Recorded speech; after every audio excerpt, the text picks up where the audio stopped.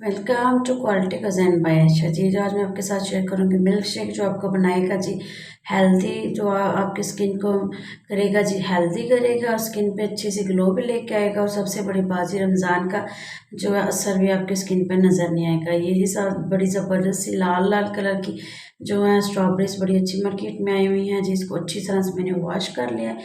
इसके बाद इसका ग्रीन जो पत्तियों वाला पार्ट है और थोड़ा सा जो वाइट पार्ट होता है उसको मैंने रिमूव कर दिया है, क्योंकि उसमें बहुत खटास होती है। ये देखें जी, आप जी स्ट्रॉबेरी की हम कटिंग कर लेंगे। शेप्स का कुछ भी नहीं, जैसे भी आप अच्छी तरह से इसकी कटिंग कर लेंगे।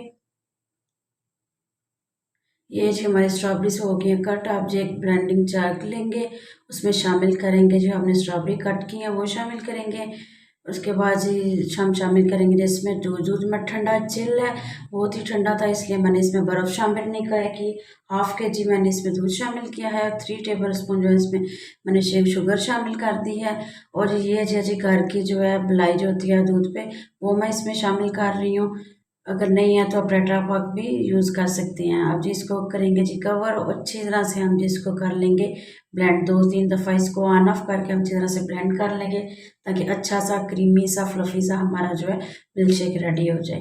ये देखें जी हमारा मज़ेदार सा क्रीमी सा हेल्दी सा जो है ड्रिंक रेडी हो चुका है।